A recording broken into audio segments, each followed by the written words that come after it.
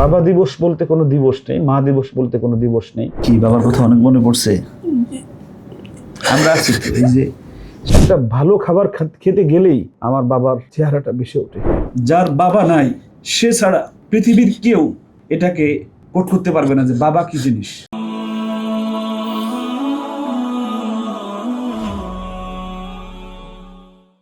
কেমন আছেন?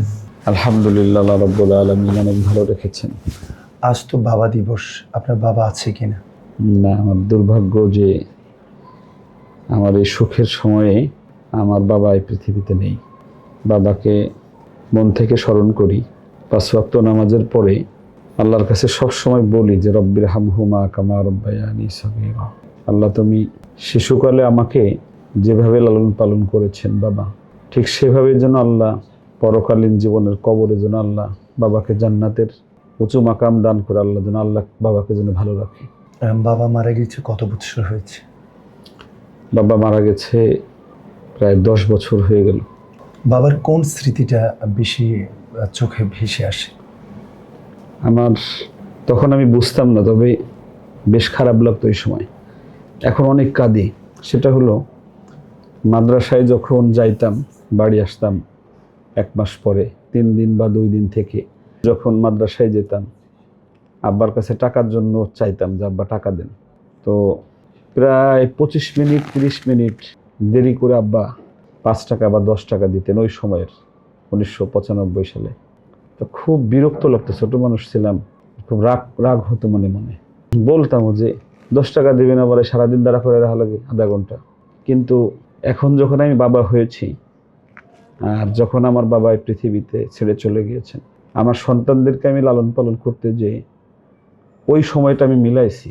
আমরা 8 ভাই বোন ছিলাম। আমার বাবা একা রোজগার করতেন, আমাদের সবাইকে লেখাপড়া করাতেন। এখন আমি বুঝি যে আব্বা ওই আধা ঘন্টা বসে মিলাতেন যে কয় টাকা দেওয়া যাবে, কয় টাকা দিলে ঠিক হবে, আর কয় টাকা দিলে আমার ছেলেটা ভালো থাকবে। তখন কষ্ট পেতাম এটা ভেবে যে আব্বা দেরি করে কেন, আর এখন কষ্ট পাই যে বাবা কত কষ্ট করে ওই টাকাটা ম্যানেজ করত। এই বিষয়টা আমাকে সবচেয়ে বেশি আঘাত করে। আর ভালো লাগার জায়গা থেকে, যেমন আমি গত শবে বরাতের দিনে আমি রাত 12টার সময় এখান থেকে বের হয়ে চলে গেছি গোপালগঞ্জ। রাত 2টার সময় বাবার কবরের পাশে যে দাঁড়িয়েছি, অনেক কান্নাকাটি করলাম। কিন্তু বাবা তো শুনে, আমি তো আর বাবাকে শুনতে পাই না। আমি পৃথিবীর সকল সন্তানদেরকে এবং পিতামাতাকে একটা কথাই বলবো, বাবার কোনো দিবস হয় না, এটা পৃথিবীর একটা সাজানো দিবস। প্রতিদিন বাবা দিবস, প্রতিটা মুহূর্তে বাবা দিবস। যারা তার সন্তানকে বাবাকে বৃদ্ধাশ্রমে রেখে আসে, ওই সকল সন্তানদের কাছে আমার একটা প্রশ্ন, যে যখন মুখে কান্না ছাড়া কোনো ভাষা ছিল না, সেই সময় যে বাবা আপনাকে পরম স্নেহে দরদ আর ভালোবাসা দিয়ে এই পৃথিবীর সব কিছু হাত ধরে ধরে চিনিয়েছেন, সেই বাবাকে দয়া করে বৃদ্ধাশ্রমে রেখে আইসেন না। আর যারা বৃদ্ধাশ্রমে যেতে চান না, তারা দয়া করে আমরা যেই শিক্ষায় শিক্ষিত হয়েছি কোরআনের, এই কোরআনটাকে আপনার সন্তানকে শিখান। এই পৃথিবীতে যতদিন আছেন আপনার সন্তান, আপনি ভয় পান যে সন্তান কি করে খাবে, এজন্য আপনি জজ বানান, ব্যারিস্টার বানান, আপনার সন্তানকে আপনি উচ্চ শিক্ষিত বানান। এই সন্তান আপনাকে বৃদ্ধাশ্রমে রেখে আসে।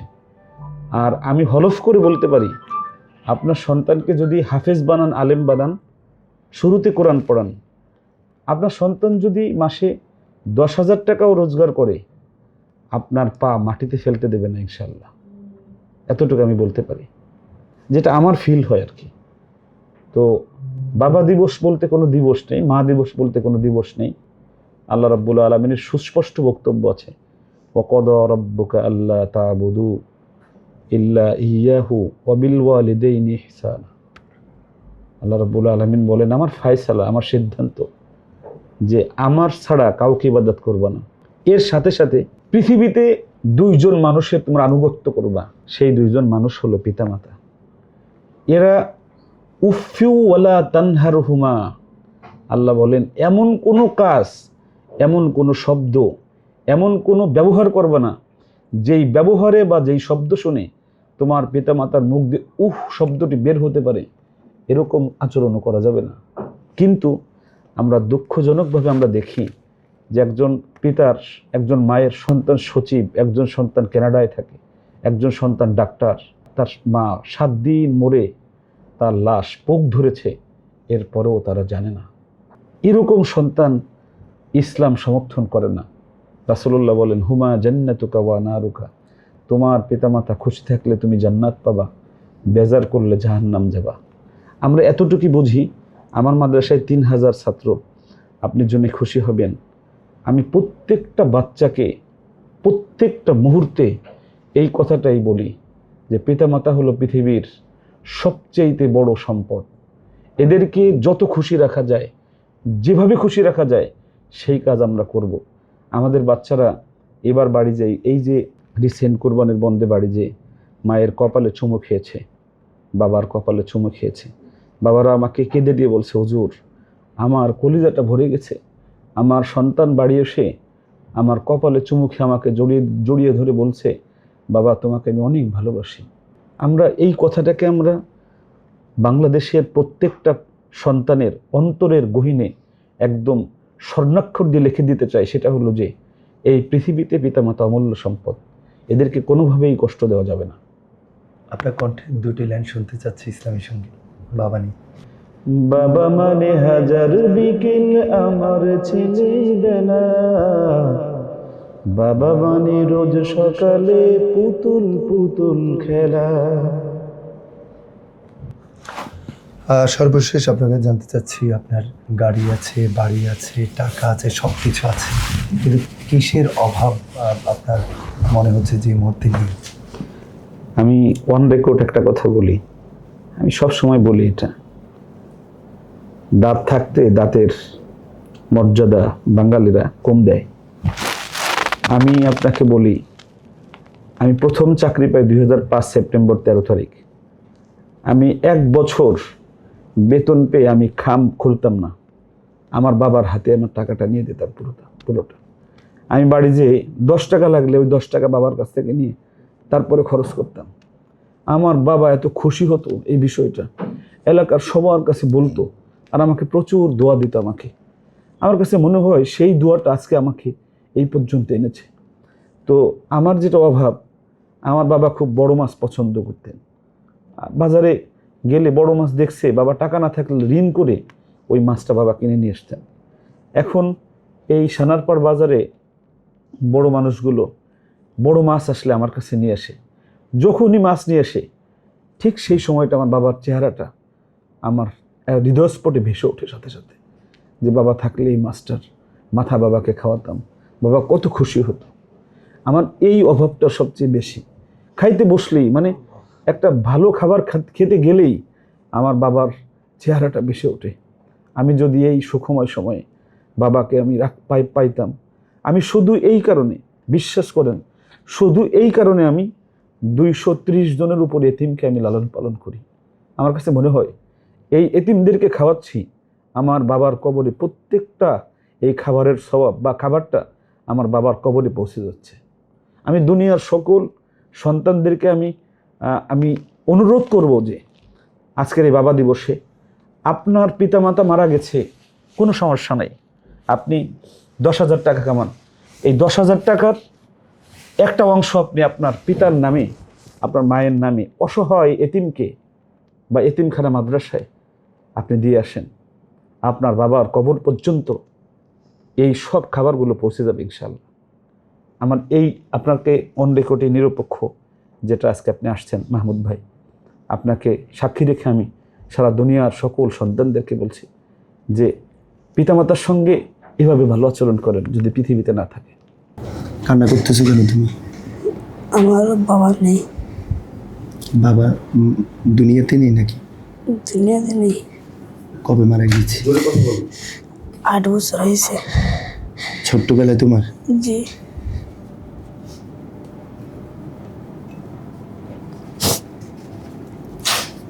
তোমাদের বাড়ি কোন জায়গায়? ইন্ডিয়া। এখানে কবে এসেছো? 11 দিন হয়েছে।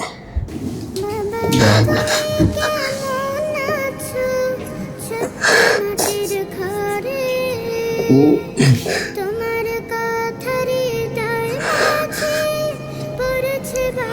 রকমের শোক। চোখের পানি। কি বাবার কথা অনেক মনে পড়ছে? আমরা আছি তো, এই যে সাংবাদিক ভাই আছে, আমি আছি। তোমার বাড়ি হলো ইন্ডিয়া কোথায়? মালদা জেলায়। মালদা জেলা। ও মালদা থেকে আসছে, ও এতিম, ওকে আমি ফ্রি পড়াই। ও ইন্ডিয়া থেকে আসছে, গত 10 দিন হয়, ইন্ডিয়ার মালদা থেকে আসছে। দেখেন দর্শক, আমি ওই জায়গায় বসে কথা বলতেছিলাম বাবা সম্পর্কে। যার বাবা নাই, সে ছাড়া পৃথিবীর কেউ এটাকে মানে কোট করতে পারবে না যে বাবা কি জিনিস। বিশ্বাস করেন, বাবা নেই বুঝতে পারবে, বাবা আছে বোঝানোর কায়দা নেই এটা। এজন্য ও তো ছোট মানুষ, আর সুদূর ইন্ডিয়া থেকে আল্লাহর কোরআনের হিফজ করার জন্য আসছে। আমি আজকে অনেক ভালো লাগছে। তুমি আর কাঁদো না, বাবার জন্য রব্বির হামহুমা কামা রব্বায়ানি সগীরা এটা বললেই বাবা খুশি হবে। বাড়িতে কে আছে তোমার? মা। মা আছে। কি মার জন্য খারাপ লাগে নাকি? না। হুম? না। বাবার জন্য? বাবাকে দেখেছো? তোমার এখন স্মরণ আছে বাবার ছবি? আছে একটু একটু। একটু একটু। বাংলাদেশে কার মাধ্যমে এসেছো? মায়ের মাধ্যমে।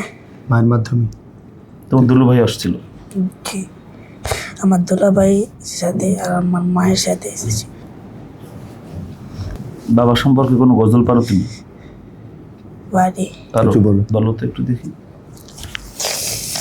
বাবা তুমি কেমন আছো ছোট মাটির ঘরে, তোমায় আমি হৃদয় মাঝে পড়ছে বারে বারে।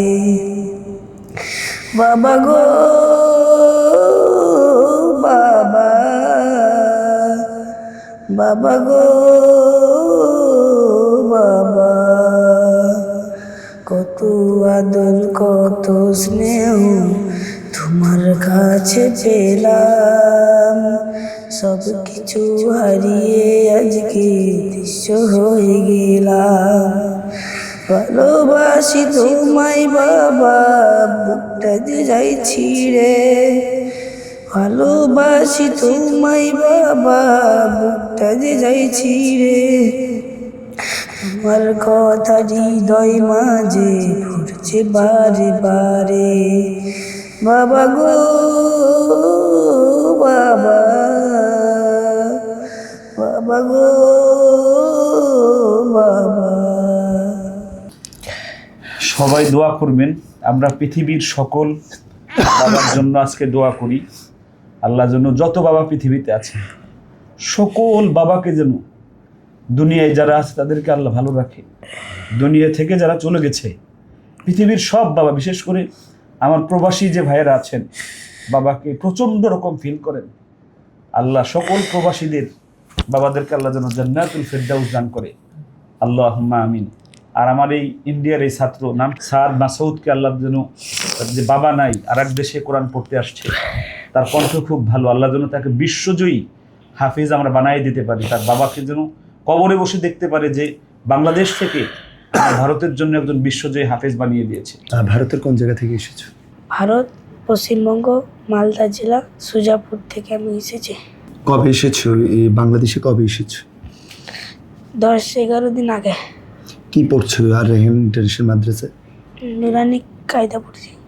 কায়দা পড়ছো? জি। সূরা ফাতিহাটা পারো? জি। একটু সুন্দর সুন্দর করে পড়ো। أعوذ بالله من الشيطان الرجيم بسم الله الرحمن الرحيم الحمد لله رب العالمين الرحمن الرحيم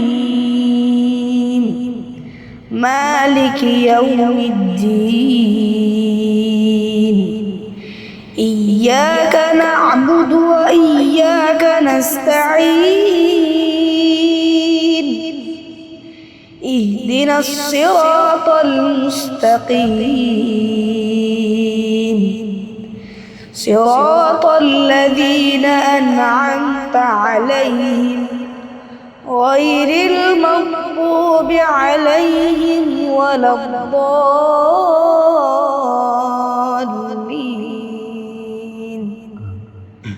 صدق الله العظيم মাশাআল্লাহ, বেশ চমৎকার।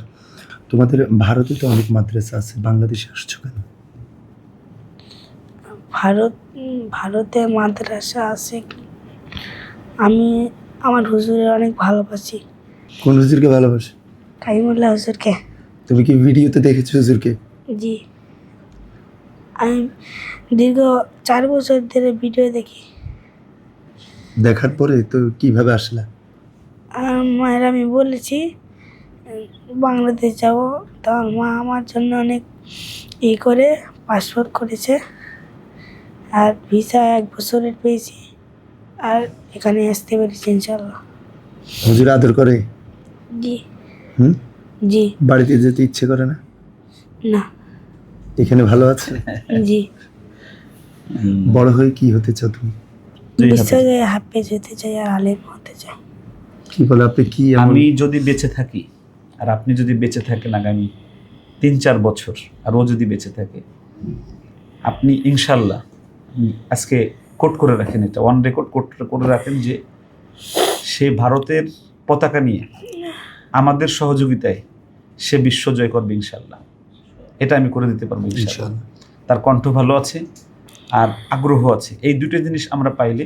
আর রায়হান পরিবার আপনারা জানেন এবছরও সৌদি কিং আব্দুল আজিজ যে বিশ্ব কোরআন হিফজুল কোরআন প্রতিযোগিতা, এটাই আমাদের মাদ্রাসা থেকে এবছরও বাংলাদেশ থেকে যাচ্ছে আলহামদুলিল্লাহ। কি মনে হয় পারবা বিশ্বজয়? জি ইনশাল্লাহ। ইনশাল্লাহ। আল্লাহ সবাইকে অনেক ভালো রাখুক। আসসালামু আলাইকুম রহমতুল্লাহ। আর রায়হান ইন্টারন্যাশনাল মাদ্রাসা একটি আন্তর্জাতিক কোরআনিক শিক্ষা মিশন।